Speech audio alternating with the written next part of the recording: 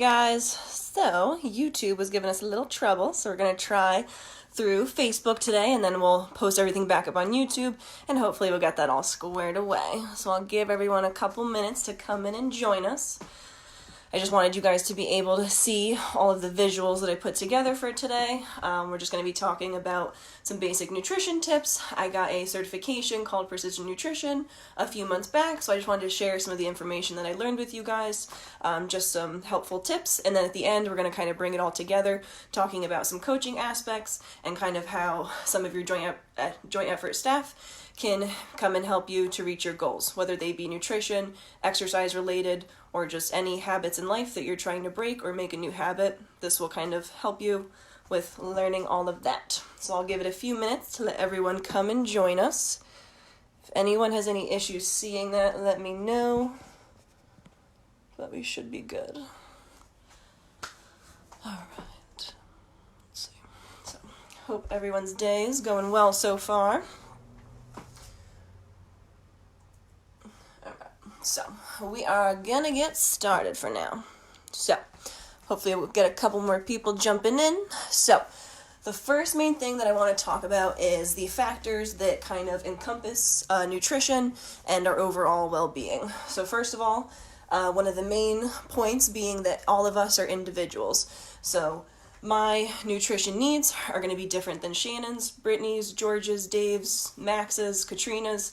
We are all individuals. We all do different types of exercise. We all come from different genetic backgrounds, and we all kind of have factors that influence our metabolic needs and things like that.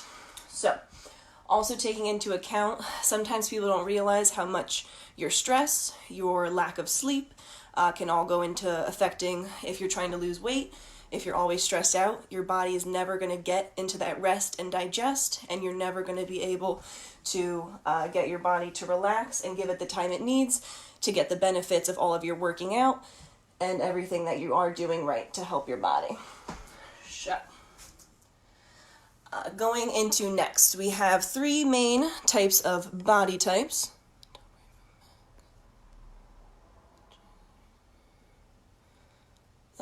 Okay, thank you, Dave. I have tried everything.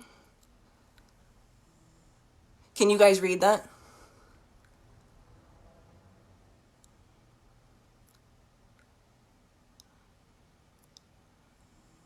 Okay, one sec. Thank you. Better. If we can get that to stay.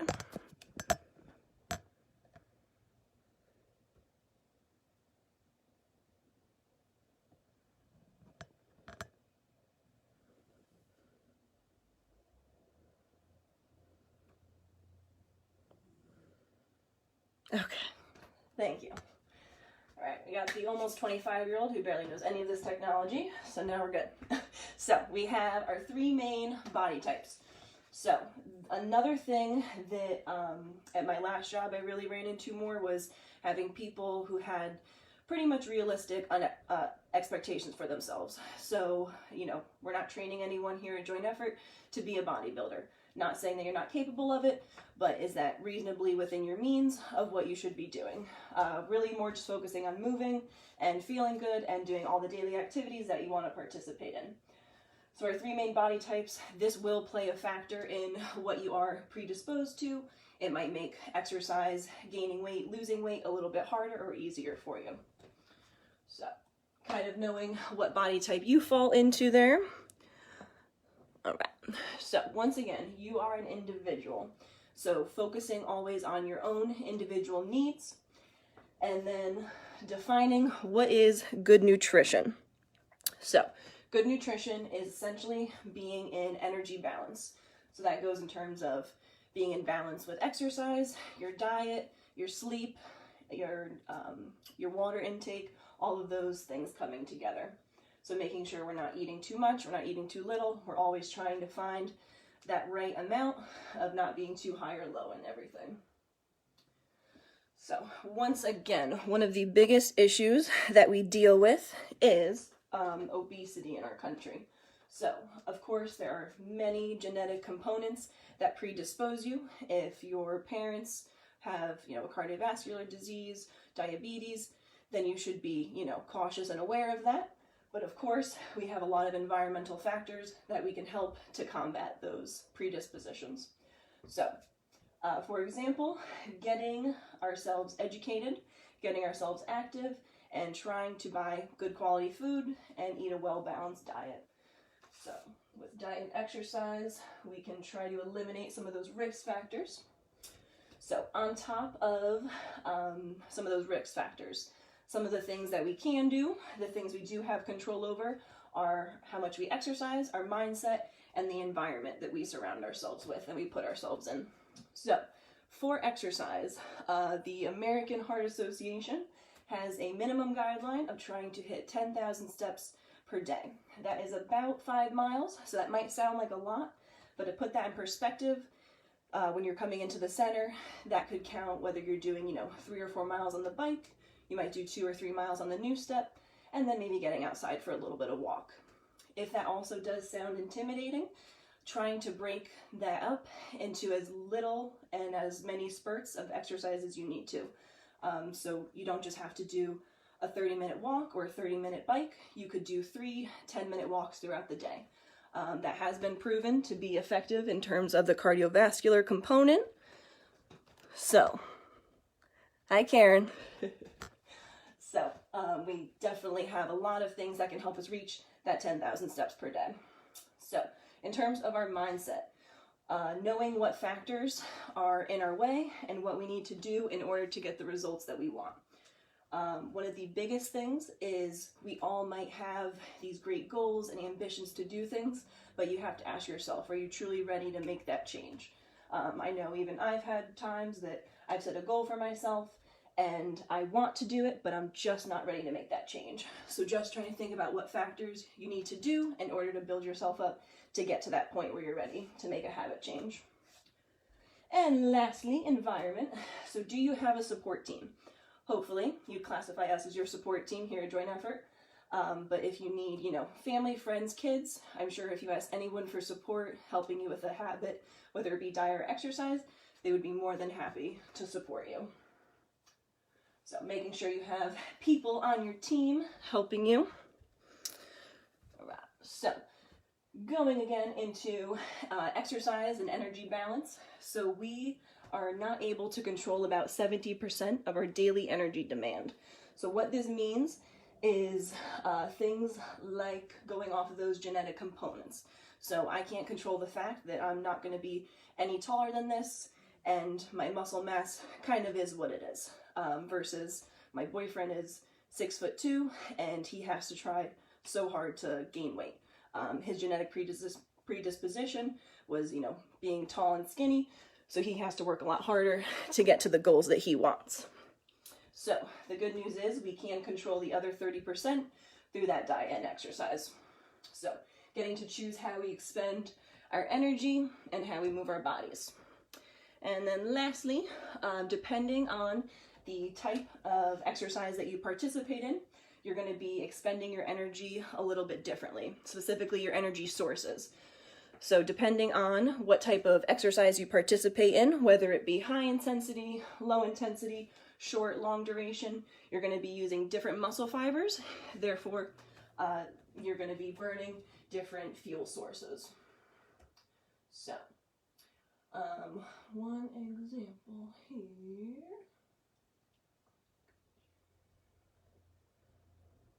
All right, so talking about all of our nutrients, we can break these down into 2 main groups. We have our macronutrients. So as the name states, macro, we're going to be eating these in larger quantities. So these are going to be our protein, carbs, and fats. I'm sure this is information we already know. Going next into how we break down the caloric density of those nutrients. So you'll notice if you eat something a little bit higher in fat, you might feel a little bit more full.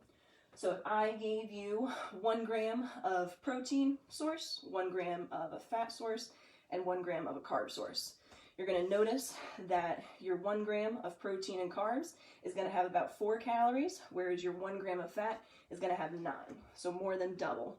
So that is a good thing to know, so we're not overeating our fats, but yet making sure that we are getting enough fat in each meal, because it is going to keep us nice and full. And of course, we have our micronutrients, our vegetables, our vitamins and minerals, making sure we're eating those fruits and veggies, trying to get a nice colorful diet on that plate. Another interesting thing I wanted to share was cooking type. So let's take broccoli, for example. How do you usually like to cook your vegetables? Do you steam them? Do you boil them? Or do you saute them? So some nutrients are better absorbed depending on how they are prepared and if they are paired sometimes with other foods. So for broccoli, for example, you're going to get the most nutrient benefits by eating it either raw or lightly steamed or sauteed. Whereas if you were to boil it, so think about you're boiling all those nutrients into that water, and now when you toss that water down the sink, you're essentially throwing out those nutrients. So certain vegetables and fruits, you can get a little bit more benefit from eating raw or just lightly cooking them. All right. A question that we get asked a lot: should I take supplements? The answer is maybe. First things first, I am not a nutritionist, a doctor, a dietitian, so please always ask your doctor first. We'll definitely help you once we get there, okay, to guide you in the right direction, but always get that clearance. So when it comes to supplements, I find that it is totally a lifestyle factor. Personally, for me, it's a convenience thing. I can have a protein shake in the car as I'm driving to work or heading home from the gym, and I don't have to worry about cooking and sitting down and eating a meal. For some people, that doesn't sound desirable, and I don't blame you. If you can eat all of your meals on a plate, go for it. So, also being mindful of, if you are taking any supplements, make sure you are not overdosing on anything. It is possible to get too much of a nutrient, and some of those can lead to some toxic levels that you do not want to deal with. But overall, if you are having a nice, diverse diet with colorful fruits, vegetables, protein, carbs, and fats, you should be getting all those nutrients through your diet. So you should not have to worry about supplements unless you have been diagnosed with a deficiency. So, making sure that we read those labels. So going a little bit deeper into those protein bars, protein shakes debate. First thing is going to be, some people will use a protein shake as a meal. Some people might use a protein bar just as a snack. So for me, if I'm having that protein shake in the morning, I'm going to mix it with some form of carb and fat. That way it's going to keep me full, and now I can count that as a meal because I'm getting enough calories. Whereas if I'm going to have a protein bar, let's say, that's 120 calories, that's going to be more of a snack. So I'm still going to want to get a meal in, but that'll help me stay nice and full in between those two meals. Looking at those labels, be very mindful of the calories and fats that are in those protein bars. Another thing that might be new information, knowing what a net carb is. So when you read those little labels, you're going to see calories, protein, carbs, fats. Underneath the carbohydrate section, it's going to break it down into carbs, fiber, and then sugars. So what you're going to do to find the net carbs is subtract the fiber content from the amount of carbs. So, going to give you a real life example for that one. So there are hundreds of protein bars, powders, supplements. I just picked two here just to compare them. So let's take Quest Bar here on the left. So this is one that I would probably use if you had this with maybe a piece of fruit or something. This could be a small meal. So here we have 180 calories, 21 grams of protein, 7 grams of fat, 22 grams of carbs, but once we subtract that 17 grams, we're going to get 5 grams of net carbs. So reading deeper into that label, that number is going to change quite a bit. Whereas over here we have an RX bar, a little bit higher in calories, much lower in protein, about half the amount, 12 grams of fat, which is borderline a little much for a protein bar, and then the carbs are right about the same, but now when we subtract those 5 grams of fiber, we're going to have 17 net carbs. So at the end of the day, calories pretty much the same, but over here with the RX bar, we're not getting as much protein as we are with that Quest bar. So just reading those labels, making sure that you're really getting what you're looking for in that packaging. All right, so going further into protein. So not only the question of should I take a supplement, but how much protein should I be eating? A very common question. So there's a couple different guidelines depending on, once again, what your individual needs are. So we have the bare minimum requirement, so keyword bare minimum. So you are going to want to consume 0.8 grams per kilogram of body weight just to maintain all of your bodily functions and keep you from losing any muscle mass. And then, so let's take, for example, I know that wording of that equation can sound a little confusing, so we don't really use kilograms. So let's say we have a 150-pound person. So that person, baseline, should be eating 54 grams of protein per day. So now, let's take someone we were talking about before. We have that low or that high intensity exerciser. So now we have our high intensity exerciser. They should really be getting about 1.4 to 2 grams per kilogram of their body weight. So let's take that 150-pound person one more time. This time, I have someone who exercises a little bit more, a little bit harder and intense. So they are going to want to consume about 95 to 135 grams of protein per day. I know that number can sound like quite a bit, but if we get about 20 or 30 grams in at every meal, it's no problem at all to hit about that 90 or 100 grams at the baseline there. So taking that into after exercise. So after you exercise is going to be one of your most important meals. So your post-workout meal. Your goals here, you're going to want to replenish your glycogen stores that you just worked out. You're going to want to decrease protein breakdown after that workout, and we're going to try to increase that protein synthesis. So right after we work out, our body is ready to build those proteins back up. So ideally, we want to consume about 20 grams of protein within that 2-hour span after our workout. So once again, if you're someone who leaves the gym, heads straight to work, that's the perfect time. Bring a protein bar or a little shake or a snack with you and eat it right when you leave. That way you're not going to be starving before your next meal. You're not going to get lightheaded. Also making sure you get some water in there with that meal. So our focus for that meal, like I said, try to get those 20 grams of protein, and if you can, combine it with a little bit of carbohydrate, and that's going to be the best way to get our body to digest after a workout.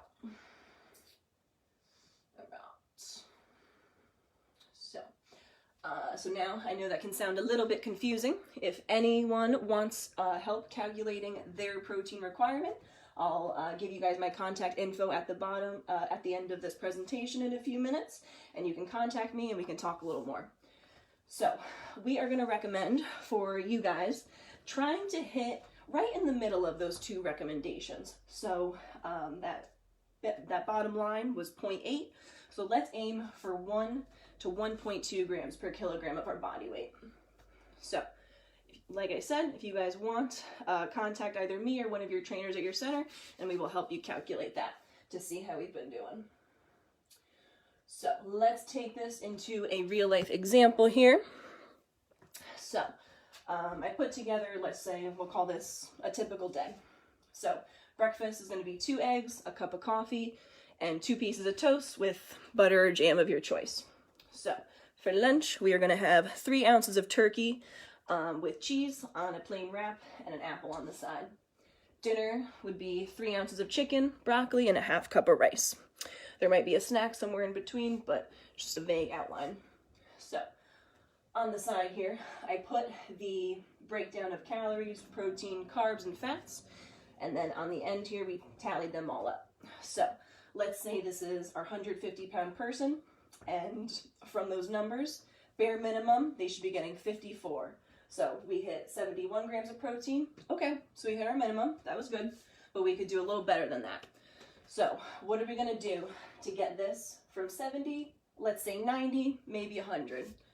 All you have to do would be throwing in, let's say, one of those protein bars we just looked at, that Quest bar, would give you that 20 grams you need and get you right to 90. Also adding in a little bit of calories there to get you up to par.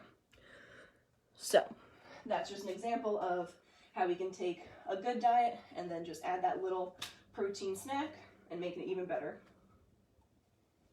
So we got food down. So our next big thing is going to be fluid balance. So making sure that we are staying hydrated. I know it's hard, especially during the winter months when it's a little bit colder, but we gotta stay hydrated. So our body is made up of 55 to 60% of water. So how to calculate those fluid needs? Once again, we have our little kilogram equation. So we should be ingesting 30 to 40 milliliters per kilogram of body weight. So in layman's terms, let's call that 12 cups of fluid per day. So good news is we're gonna get about 4 cups of those fluids from our fruits and vegetables that we're gonna eat. Most of those vegetables are composed of water, and then that is how we'll get them. So from those other 8 cups, getting those remaining fluids from drinking water or some type of light beverage.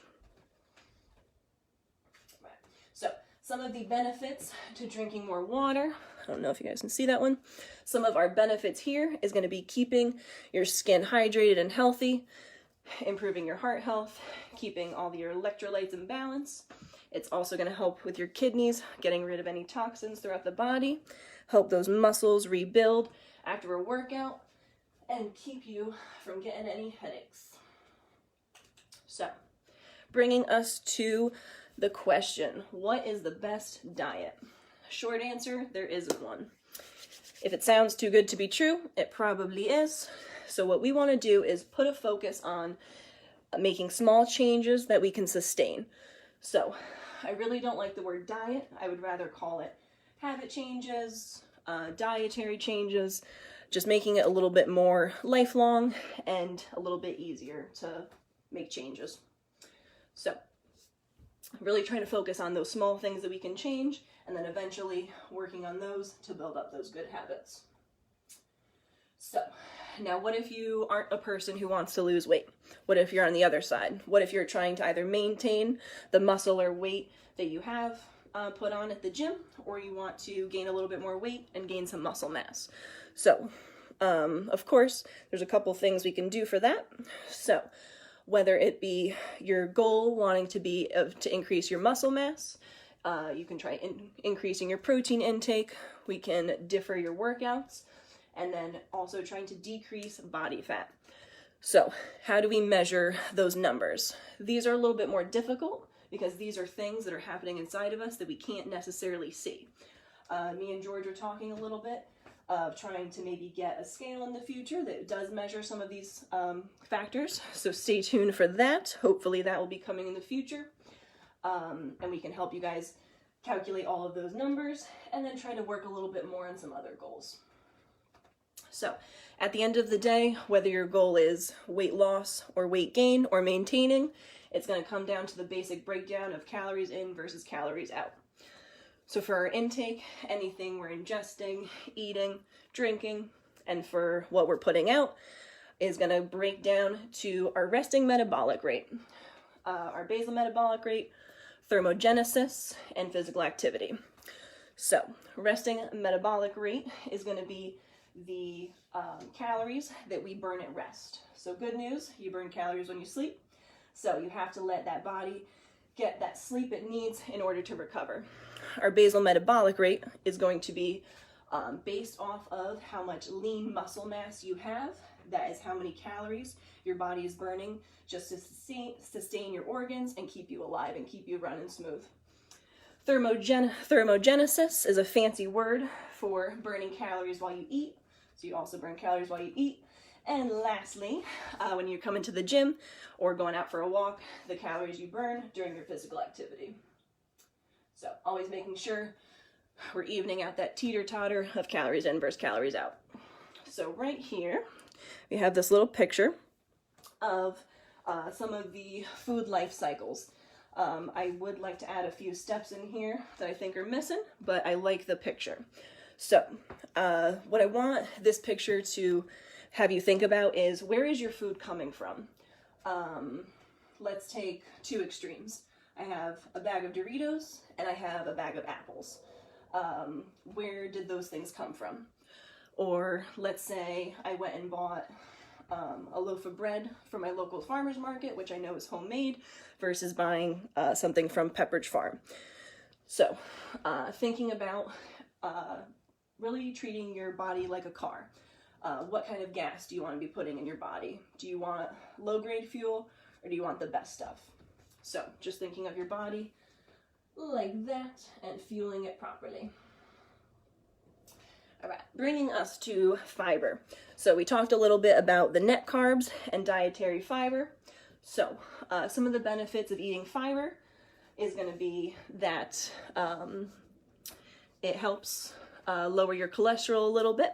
What it's going to do as you eat something with fiber, as it's going through your digestive system, it can bind to bile salts, which will come out during excretion. And then most importantly, dietary fiber is slow digesting, so it's going to keep you fuller a little bit longer. So that is why you're going to want to switch out maybe some white bread for some whole grain, make you feel a little bit fuller, a little bit longer. Going into bacteria. So we have, if you ever heard anything about prebiotics or probiotics, this is another area where you might not need to be taking a supplement for or any extra things. You're probably eating these things without even really knowing it. So for our prebiotics, these are going to help keep our probiotics alive. It's essentially giving our bacteria things to eat, fiber being one of them. Some other examples we have are oats, wheat, quinoa. So that's why we're going to want to eat those nice whole grains.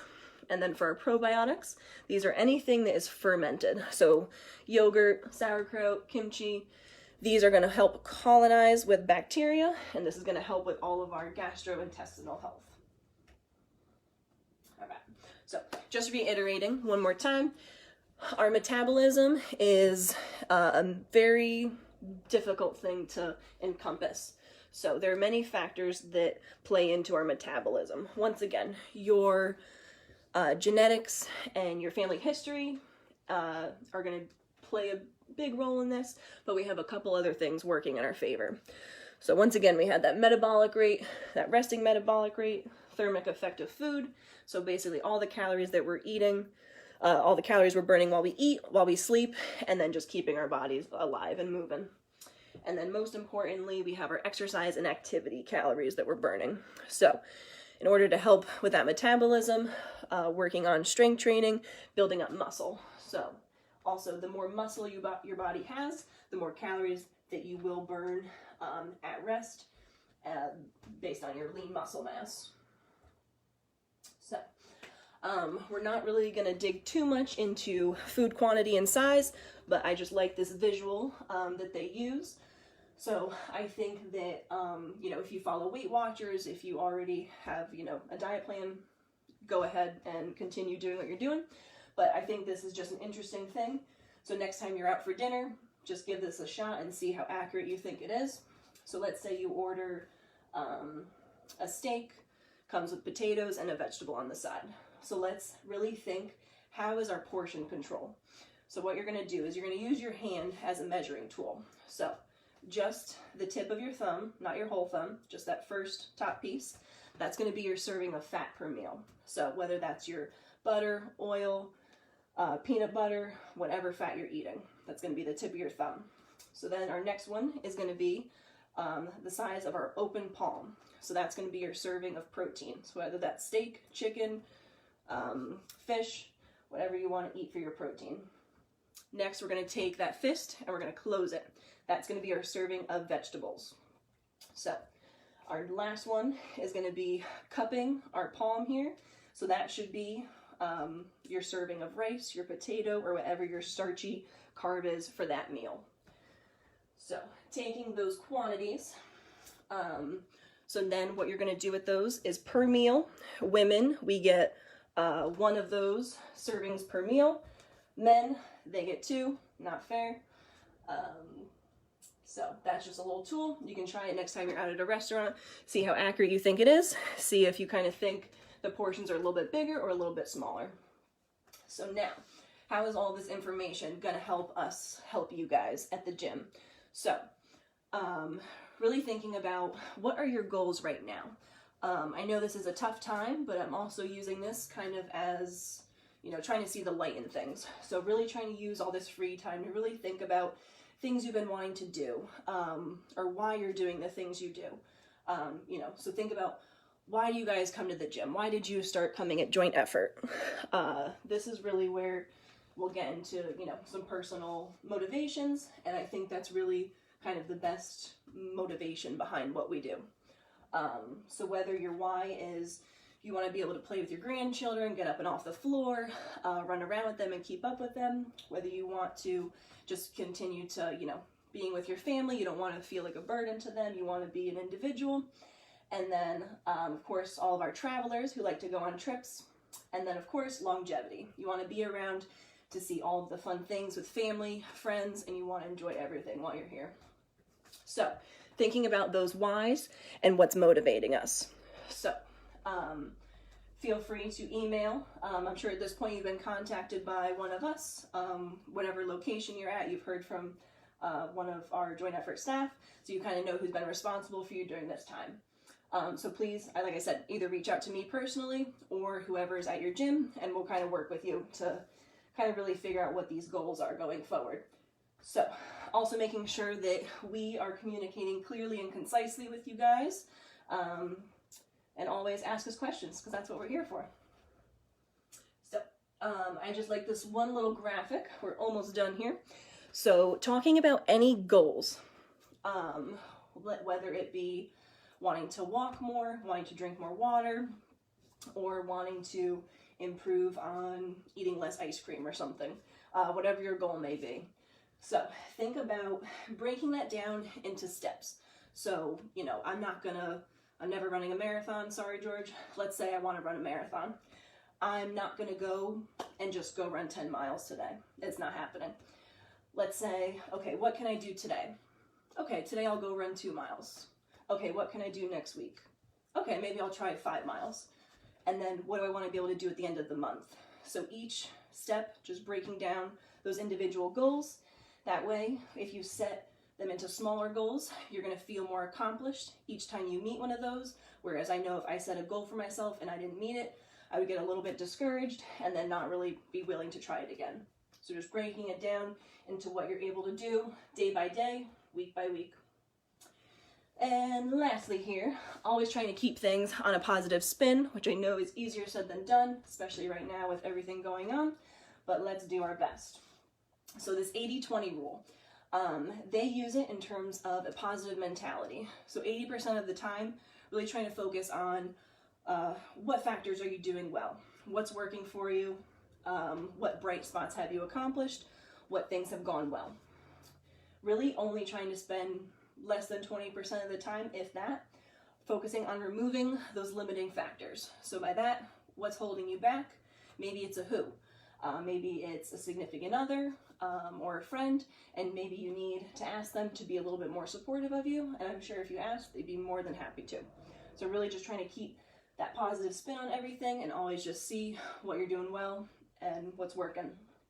I like to use this 80-20 rule, thinking about those healthy habits. So let's say the end of the week, you know you're going out with friends, so all week long I'm going to be very good, I'm going to work out, I'm going to do all of my meal prep, I'm going to be as good as I can for 80% of that week, because I know on that Friday night I might have a drink or two and I'm going to be eating a little bit more than I should.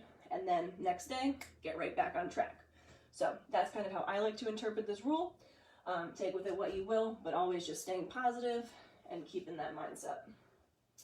So, like I said, we are here to help you, and we want to really just keep in touch with you guys right now as best we can. I know it's been difficult, but you guys have all been doing great with those home workouts and keeping in touch with us. So hopefully this will be over soon, but let's really focus, let's say maybe the next month, next 2 months, really thinking about what those whys are. What are our goals? What do we want to do when we get back in the gym?